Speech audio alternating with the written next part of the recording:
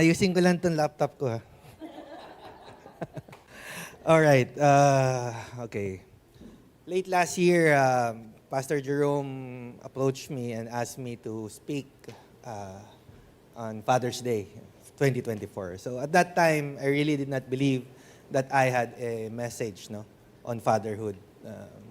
Kaya tatawa-tawa lang ako. Sabi ni Pastor, sige, pag-pray lang natin, di ba? And not knowing, that was late last year, no? Not knowing come January, February, March, I would be praying every day tuwing madaling araw kasi that was the time my son was hospitalized. Kaya siguro nakita na ni Pastor na I have something to share today. No? Anyway, so let's go to the Word. On Deuteronomy 1:31. Siguro let's all stand for the Word.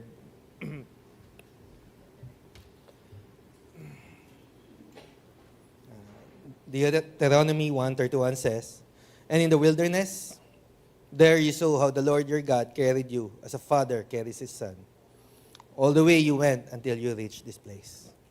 So let's pray. Lord, help us, Lord, to understand your word, Lord. Lord, speak to our hearts and be with us today, Lord God. Help us, Lord, to become good fathers like you, Lord God. The excellent model of the real good father. Thank you, in Jesus' name we pray. Amen. So let's take a seat. Thank you. Actually, I think 2 weeks ago, ready na yung PowerPoint ko. Sorry, Canva. Si Arcel kasi hindi excited, no? So lagi akong kinukulit. Asan na yung yung materials? Yan na natin, i-Canva na natin, ganyan. So 2 weeks ago. No? Kaso nga lang nung pagpasok ng week na to, sabi niya, kinukulik na niya ako na mag-practice. Practice na tayo kasi public speaker si Arcel eh. Nagte-train yan sa Nestle, no? And so, kinukulit niya ako. Ako naman kasi, iba yung way ko, no? When I prepare for a talk, I usually study. I don't practice na, And, parang inis na inis siya sa akin. Ano yung ginagawa mo? Ang dami ko pa notes, sulat ako ng sulat. Not knowing na God led me to Numbers eh. I don't know why. I've read Numbers, no, pero I didn't really understand it, no. Usually, when we read the Bible on our own and using our own intellect, limited lang talaga nakukuha natin eh. But when it's God who speaks to us, maraming revelation, no. And siguro yun yung nangyari sa akin early this week as I was reading Numbers, no. And bakit ako napunta sa Numbers? It's because of Deuteronomy 1:31. No? Sabi ko, it says here that in the wilderness, you, Israel, no? This was Moses speaking to Israel. In fact, to the second generation Israelites. In Deuteronomy 1:31, they were already poised to cross the River Jordan. No? They're into the promised land. There were actually 2 crossings eh. Pati ako nalilito dito. Yung first crossing with regards to their fathers, no, who were former slaves of Egypt, it was crossing the Red Sea, no. They were escaping from Egypt to I think it was still part of Egypt, no. But they crossed the Red Sea, no. So that was the first crossing, no. It was the dramatic deliverance of their parents from slavery. No? Pero dito sa Deuteronomy 1:31, these are already their children. The parents, all of them died in the wilderness, no? And now, Moses, who did not accompany them to the promised land, no, was reminding these children, the new Israelites, kumbaga parang what went right, what went wrong, what can be done better, parang ganun. And he was talking about how the Lord God carried Israel as a father carries his son. So that led me to thinking, sabi ko, very vivid and graphic kasi isipin mo, buhat-buhat ka ni Lord, no? The nation of Israel, His children. No? And it led me to Numbers 1 to 31. No? Kasi Numbers is like the personal diary of Moses, no? After the deliverance from Egypt, di ba? If Genesis talks about God reaching out to His people and forming a people of His own, no? Diba? Through Adam, then through Noah, diba? Then through Abraham, then through Moses, diba? God continuously reaches out to us, no? Exodus was about the deliverance, no? We all know that, diba? Napanood natin yung movie, no? And then, but after that, no, after the great crossing of the Red Sea, no, they stayed for 2 years sa Mount Sinai, and where the law was given to them, no. Leviticus na yon, no. We're now into Leviticus, and it was God's way of training Israel on how to relate to Him as their God, the Father. No? And yet, after training them for 2 years, no, in the wilderness of Sinai, no, now they were ready to go. No?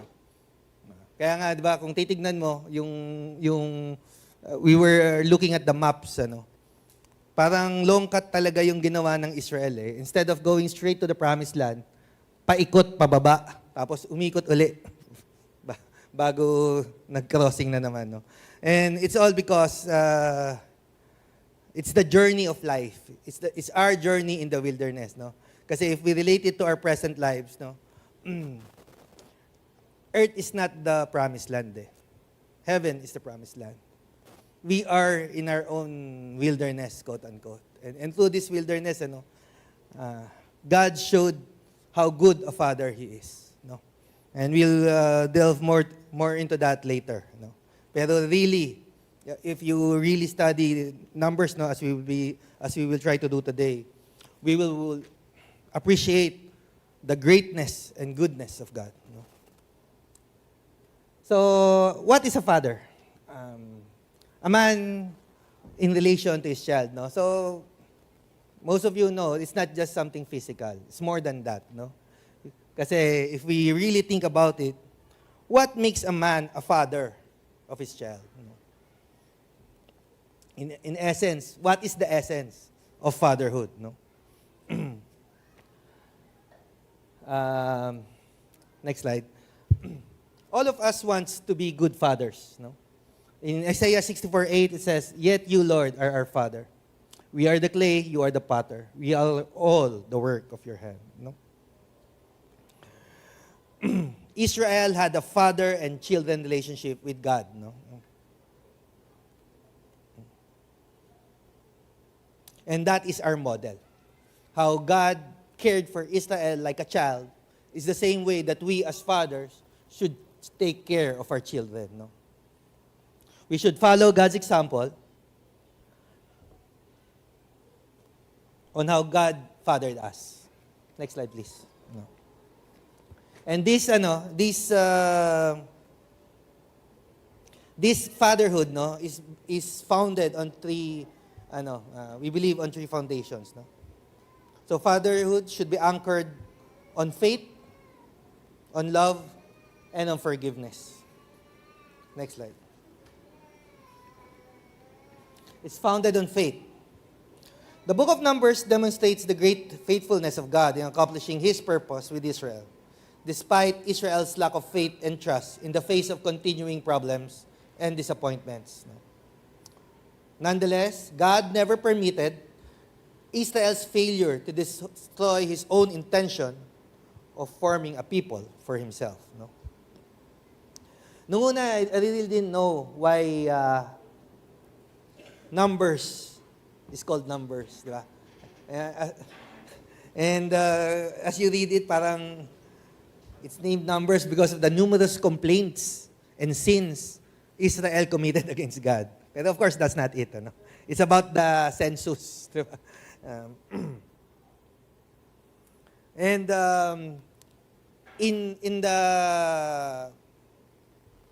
journey of Israel through the wilderness, they encountered a lot of difficulties and a lot of problems, from lack of food, lack of water, sicknesses like snake bites, And these are serious problems, no? We must take into consideration the fact that in the census, there were more or less 600,000 men, no? During that time, in a census, they don't count the women and the children. So you can just imagine how many there were, no? So to provide food and water for kung tag-isa na lang yun, kung isa lang ang anak ng bawat pamilya, that's 1.8 million already, no? So that's hard, no? So ang unang-unang complaint nila as they journeyed through the wilderness was on the manna. You see, you all know manna is God's provision of food for Israel, no? Ano yan? Supernatural yan. It's not something naturally occurring, di ba? And yet, in Numbers 11:4, Israel was discontent, no? Sabi niya, there is no meat, there is no fish, sabi nila. Buti pa sa Egypt, sabi niya ganun. Israel was complaining, no? And on the next slide, again, Israel complained about the leadership of Jesus, no? Of Moses pala, sorry. So, if they complained on the food twice, no? They complained on the leadership of Moses twice also. First, the rebellion of Aaron and Miriam, di ba? They were saying did God speak only to you? Did they not speak also to us? Di ba? And then also, in the rebellion of Korah, no? He also wanted to be a part of the leadership, no? And then lastly, Israel complained about the 12 spies, no? Here, di ba, they were poised to enter the promised land, so they sent spies, no? As you all know, alam niyo naman yung kwento na to, 10 of the spies gave bad reports and only 2 of them gave good report, no? Only 2 believed that God can help them overcome the giants, no? They saw the Anakites there and they were afraid. Diba? Sabi na, we seemed like grasshopper, and we were. No? And from this, you can see Israel's lack of faith on God. No? And yet, more than that, we now see God's faithfulness to Israel. Now, despite the lack of faith, the lack of trust that Israel exhibited towards his God, no? God was faithful. Dito pala galing yun. God was faithful because time and again, there was sin after sin, there was a complaint after complaint, diba? Yet God never forsook them. God was faithful to His promises. Diba? Next, good fatherhood is founded on love.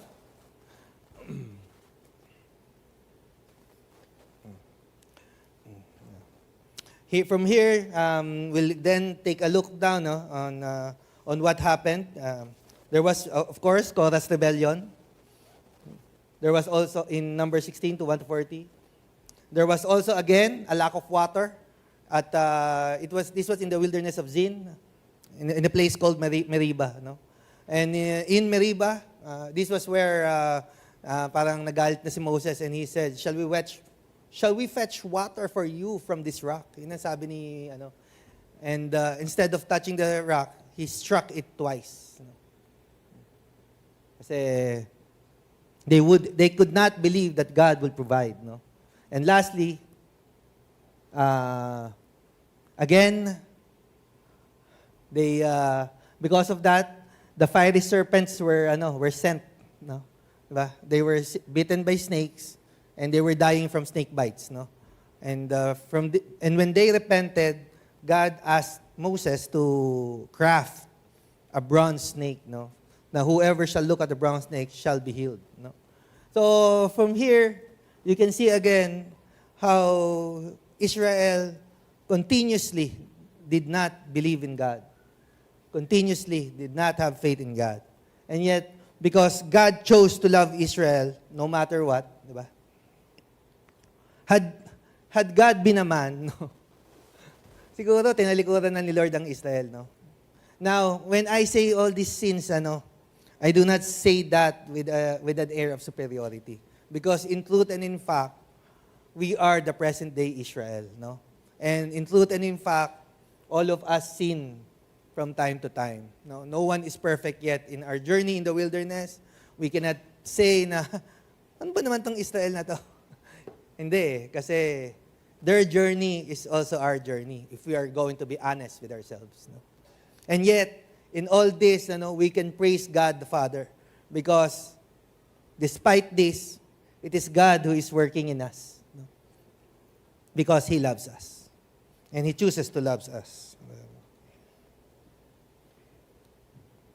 God's decision to love Israel means to overlook their rebellion, faithlessness, and lack of hope. So tayo, as earthly fathers, we should follow His example. That we should choose to love our children despite the problems, challenges, and shortcomings. Kasi ganun din naman tayo sa ating God the Father. And finally, good fatherhood should be founded on forgiveness. In Numbers 23:21, it was written, He had not beheld iniquity in Jacob, neither has He seen perverseness in Israel. The Lord His God is with him, and the shout of a king is among them. Nakakatuwa to, no? Kasi for the past few slides, we've been talking about Israel's complaints, Israel's sins, Israel's rebellion against God. Yet, come Numbers 23, God said, He had not beheld iniquity in Jacob, neither has He seen perverseness in Israel. Paano nangyari to? Siguro, i-backtrack lang natin, no? Numbers 23 kasi, this was the situation when Balak, the king of the Moabite, wanted to curse Israel. No? So he tried to hire Balaam, a prophet of God, to curse Israel. No? So, pero ang sabi ni Balaam, I will only speak what God puts in my mouth. And because of that, when he was about to curse, nilagay ni Lord blessings eh. So instead of being cursed 3 times, Israel was blessed 3 times. Diba? Galit na galit si Balak dyan. And nakakatuwa. Diba? Despite the sins of Israel, despite our sins, diba? It's the same. God does not see our sin when we repent and we ask for forgiveness. Diba? He sees the blood of Jesus in our hearts. Diba? It's yun ang nag-aano sa atin. And I think to be said that there is no iniquity and there's no perverseness, no? That's only a God who can do that, no? No man can do that, no man.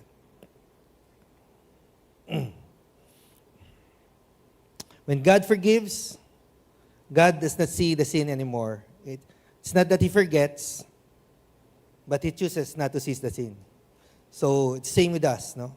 When God forgives us, God sees the blood of Jesus covering the multitude of our sins. No? So, God as the good Father is founded on these, no? And has been modeled by God the Father in Numbers, no? So, tayo as a good Father,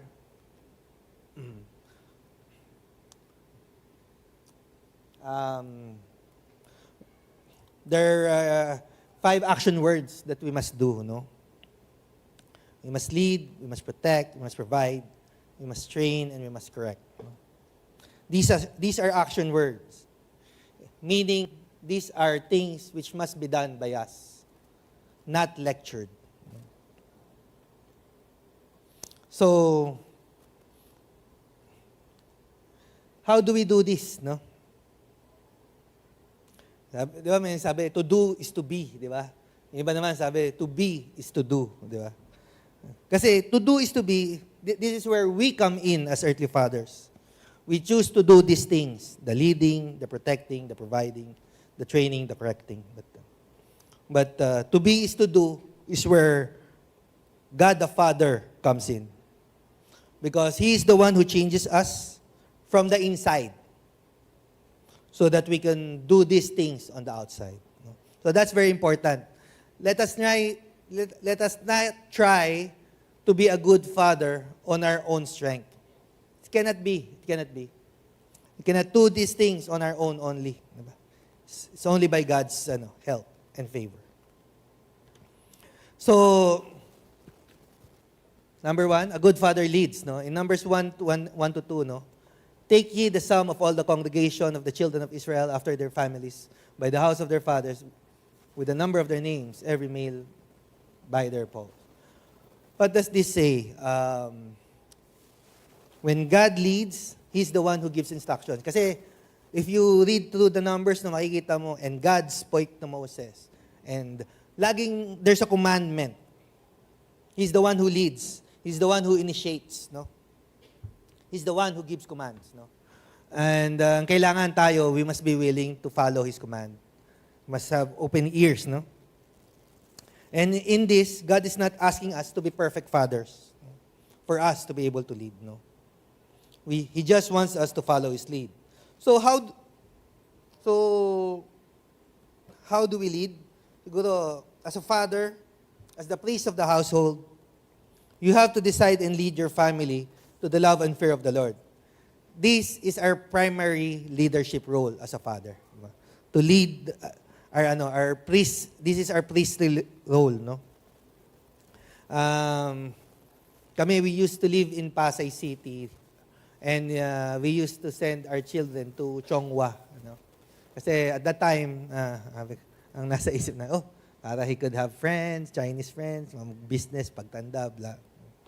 But then we realized the primacy of putting God in the center of our lives and not just adding Him, no? And knowing that he should be trained up while he is still young, we've transferred to Marikina so our children can go to Jesus Flock Academy. And by God's grace, they were able to graduate in Jesus Flock Academy. And Jesus Flock Academy has been instrumental in bringing up our children in the fear of the Lord. So praise be to God for that. A good father also protects, no? Ito yung sa Numbers 24:10. Then Balak's anger burned against Balaam. He struck his hands together and said to him, I summoned you to curse my enemies, but you blessed them this 3 times, no? So, napag-usapan na natin yung background niyan. But when you look at it, there was actually a spiritual battle going on, no? Before Balak kasi, the king of the Moabites, Israel already defeated Og, the king of the Amorites, and Sihon, king of the Amorites, and Og, king of Bashan, no? So, Bashan is a 13-foot giant. He was, in fact, bigger than Goliath, who is 9 feet, 9 inches tall, no? So, kasi ito sa number 24, there has already been Israel already passed his turning point, no? Turning point. No? And God protects us. No? When we speak of protection, no, sometimes we think in terms of martial arts, in terms of gunfighting. So, being as a law enforcer myself, but these are mere physical tools. The real battle is in the spiritual realm, no?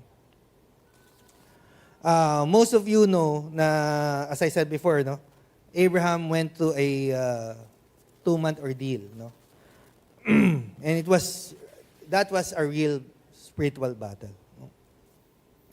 Imagine being hospitalized for a month and not having a diagnosis but no treatment. No, walang magawa. No, everything he was inflamed in the inside. Na yung, for example, the D-dimer, which should only read 500, it was 20,000. Grabe, everything was Lahat ng numbers niya mataas. No? And it was so scary. And to have this diagnosis, but no treatment, well, that was hard, no? That was hard. I remember when we were in Cardinal, no? Tuwing umaga, I was walking and praying, no? Before he wakes up, nagigising na ako eh. And I would walk along the corridors ng 5th floor. Paikot-ikot ako dun eh.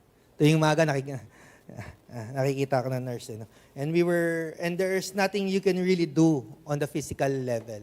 Hindi naman ako doktor. At kahit doktor siguro ako, wala rin naman ako magagawa. No?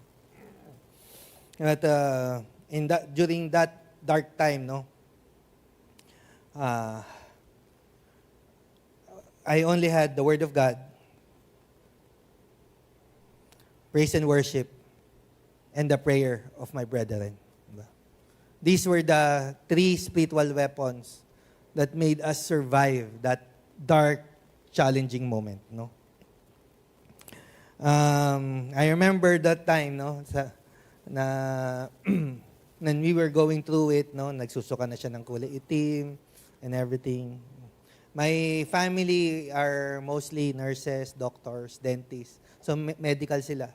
And they knew that it was a life and death battle. But I did not say anything of the kind to Abraham. No? In fact, parang sinisisi pa niya ako. Sabi niya, ba't di mo sinabi, am I the last to know? Kasi nung nag-usap siya ng santita niya, sabi sa kanya, oh, hold on, wag kang bibitaw, ganyan. Parang nanlalaki yung mata ni A. Sabi niya, mamatay na ba ako? Sabi niya, why am I the last to know? No? And then I explained it to him na anak, hindi. During that time, sabi ko, when you're not there, everything is exaggerated. But God will heal you. No? Kaya during his time of illness, he never felt na it was a life and death situation. Kaya nung magaling na siya, sinabi namin sa kanya, sabi ko, you almost died. In fact, this is your 2nd or 3rd life. And sabi niya, I never felt that way. Siyempre, would it help you pag sabihin ko sa iyo, oh anak, baka mamatay ka, ha? No father would do that. Di ba? No father would do that, di ba? Sabihin mo sa anak mo, you hold on to God, di ba? We were always pronouncing God's blessings, God's promises, di ba? From Psalms 23, Psalms 91, Psalms 46, sa Psalms 50. Ang dami. Sa Jeremiah. And these were the things that that protected his mind, his heart, and his emotions, no? Kasi we all know for a fact na sometimes people die of hopelessness, Sometimes there's no reason people die.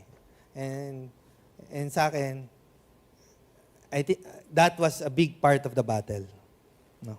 And God protects, no? The same way that he did with Israel na without them knowing, God was moving. It's the same way with our family. God was moving in ways we did not know. And God does not only protect, he also provides, no? In Numbers 20, no? Sabi, he and Aaron gathered the assembly together in front of the rock, and Moses said to them, listen, you rebels, must we bring you water out of this rock? Then Moses raised his arm and struck the rock twice with his staff. And water gushed out, and the community and their livestock drank. No? In all these problems, in all these challenges that Israel faced in the wilderness, God was always there. Diba?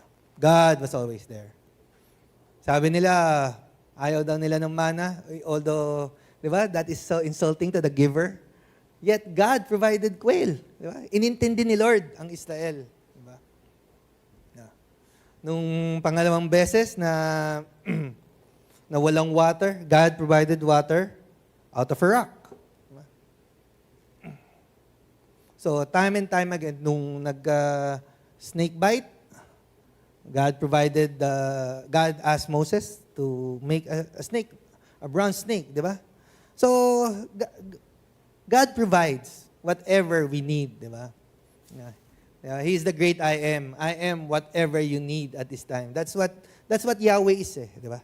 I am the great I am, di ba? I am whatever you need in whatever situation you are.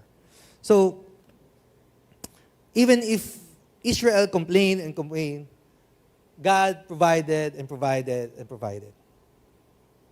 So, like Him, we must also provide as good fathers. No, we have jobs. We go after promotions.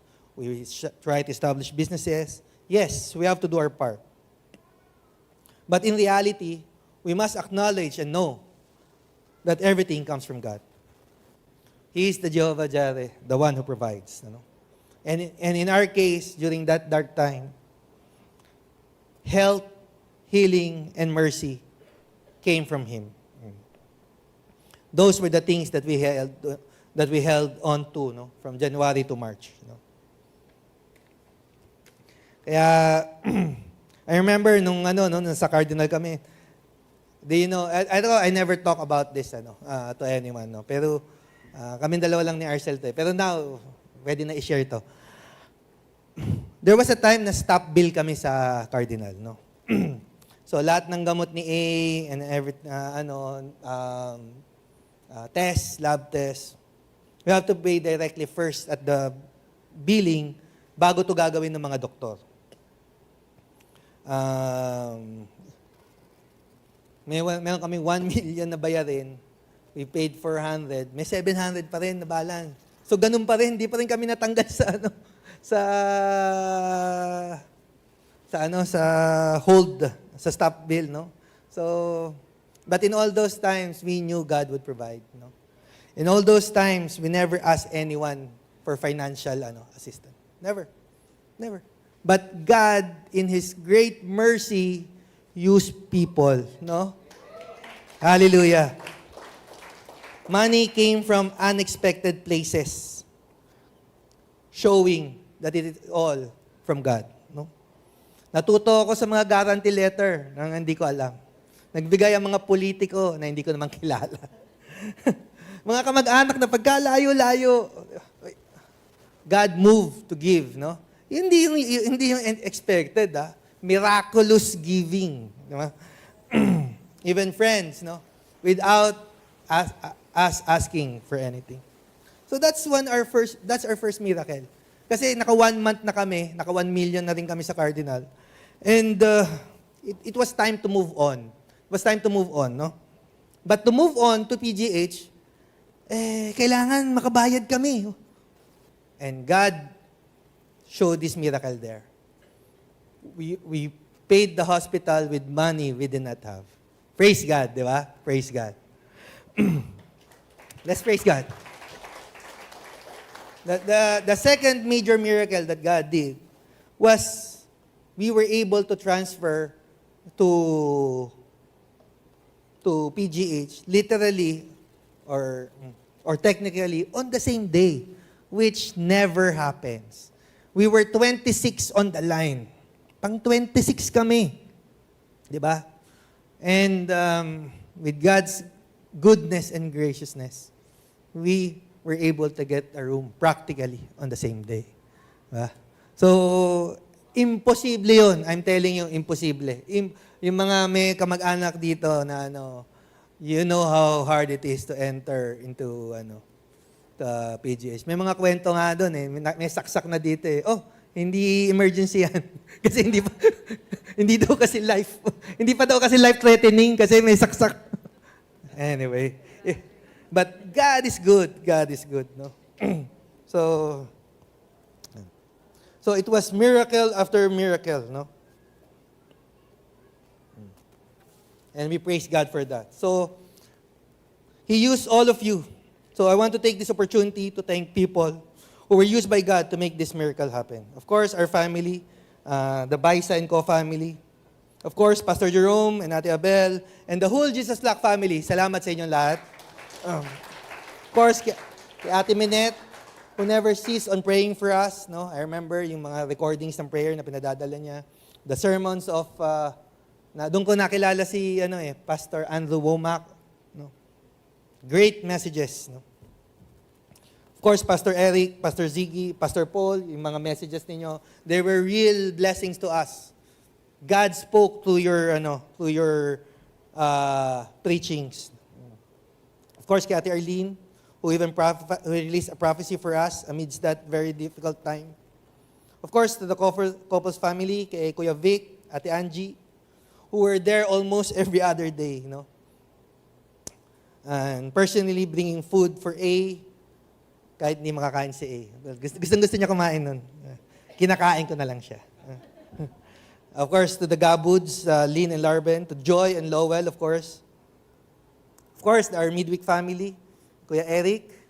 I remember hanggang ngayon, binabanggit ni Arcel yung dinala nilang ginatan. Salamat, Kuya Eric. To Kuya Idel, Ate Perla, Kuya Junior, to Ate Mia, to, Ate Alpine. Labo mata. Kuya Nelson, of course. Ayan. And Ate Mia, grabe yung tawanan nung dumating kayo, no? It really lightened our hearts, no? Of course, kay Kuya Ruel and Ate Naomi, the Mr. and Miss Universe. Kay Kuya Eugene, kay Kuya Leo, and Ate Jean, and all others na hindi ko mabanggit, no? Salamat sa inyong lahat. Salamat sa inyong lahat. But, last but not the least, of course, Doktor ng Bayan ng Jesus Flock, si Dr. Val. We cannot thank her enough for giving the best care for A. Nakakatawa kasi nung nasa Marikina Doctors kami, dumudumi na ng dugo si A. Wala pa silang pakialam, Pero nung lumipat kami sa Cardinal, it was really like a movie, Na pagdating namin doon, dire-diretso yung ng mga makina kay A. Parang, wow, this is care, Kaya tuwan-tuwa kami nung nakapasok kami sa Cardinal from Marikina Doctors, to the help of Dr. Rabal. Tapos doon, kapag there was a time sumuka ng kulay itim si A, and we thought it was really blood, Thank God it was just bile, Pero siyempre kami as parents, we were really scared, And yung mga doktor, yung mga fellows ni Dr. Val, sila ang nagtatakbuhan, dadating sa room, humihingal. Yang hiya ako dun sa doktor. Kasi alam ko yung doktor, may edad na, and takbuhan sila lahat. Kasi sabi ni Dr. Val. So, thank you sa lahat sa inyo. Thank you. Next slide. So, of course, a good father also trains. Here in Numbers, we see that God trained the Israelites, through chapters Numbers 5 to 10. God trained Israel on how to deal with the unclean, on how to observe the laws of the Nazirite, how to do the dedication offerings, the Passover command, and others. So, for our part as earthly fathers, we have to train our children. Kung hindi tayo magte-train sa mga anak natin, saan sila kukuha ng training? Sa Google? Sa YouTube? Sa Netflix? And that will be a sad day for all of us. So we have to train them to be independent while being dependent on God. That's the most important thing. And lastly, as a good father, we must learn how to correct. In Numbers 21, 16 to 18, from there, they continued on to drink beer. To beer. The Lord said, titingnan ko lang kung alerta pa kayo, baka tulog na kayo eh. Gather the people together and I will give them water. Then Israel sang this song, Spring Up, O Well, sing about it. So this was Numbers 21. This is the turning point that I've been telling you. Starting from the start of Numbers up to this point, it was complaint after complaint after complaint. Sin, rebellion. Ba? Every time there's a lack of water, there's a lack of food. Every time nagsawa na sila sa mana, gusto naman nila ng meat. Walang bread. There's giants. Diba? Ang dami nilang problema Just like us, maraming problema. And every time Israel responds in lack of trust, in faithlessness, there was always a consequence to the acts of Israel. There was always a consequence. Either it's a plague, either it's the fiery snakes, either it's the earth opening up and swallowing them up because of the rebellion. There were always, God, the Father, did not save Israel from the consequences of their acts. No? So it's the same with us. No? And that's why we must learn to repent. No? Kaya pagdating dito, this is the turning point. In verse 16, they were again out of water. They were again out of water. So ang sabi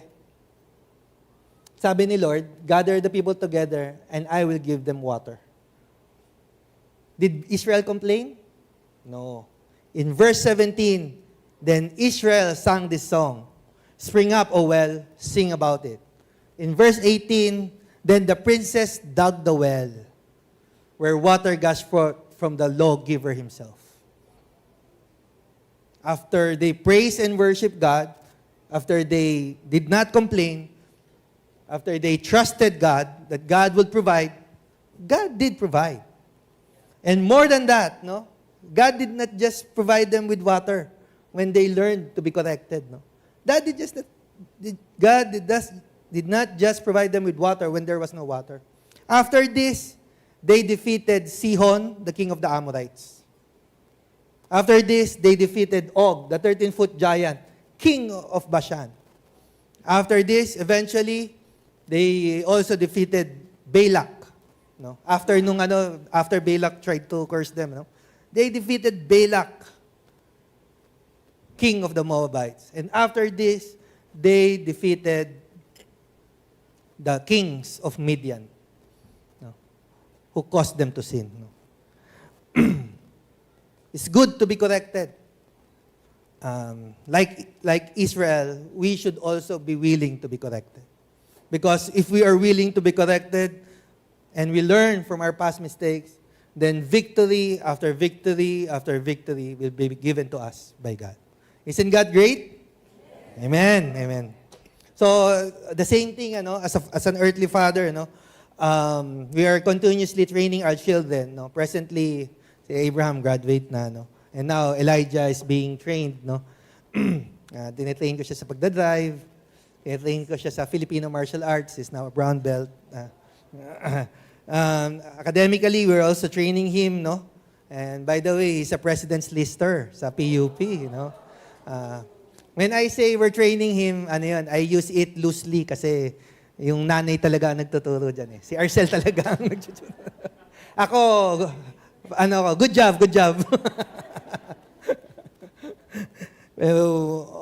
We also train him on the emotional side when he's having problems with relationships, no?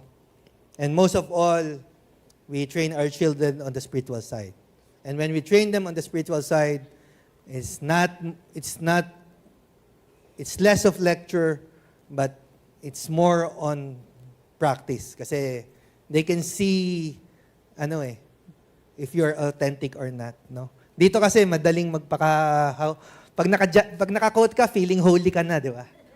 Pero pag kasama mo sa bahay, hindi mo pwede lokohin mga anak mo. Hindi mo pwede lokohin. They know. So, we have to take the training and correcting responsibility seriously, no? So with this, we did this, the training and correcting, with the help of course, the Jesus Flock Academy.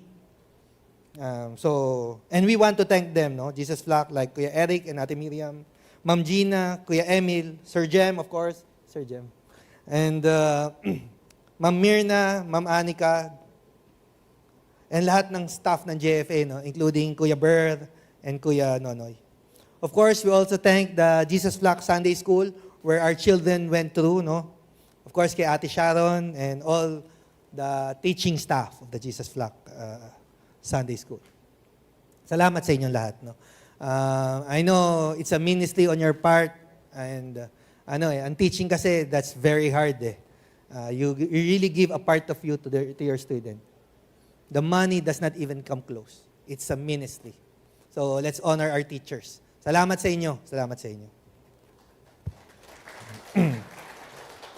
So, a good father leads, protects, provides, trains, and corrects. No? And all of these are really hard to do. No?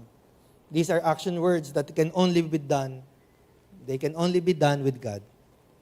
Apart of God, we cannot do these things. Cannot do this. Sabi nga sa John 15:5, I am the vine and you are the branches. If you remain in me and I in you, you will bear much fruit. For apart from me, you can do nothing. So, earthly fathers, if we want to bear much fruit in our children, let us hold on to the real and true good Father, our Father in heaven. And He will be the one to empower us.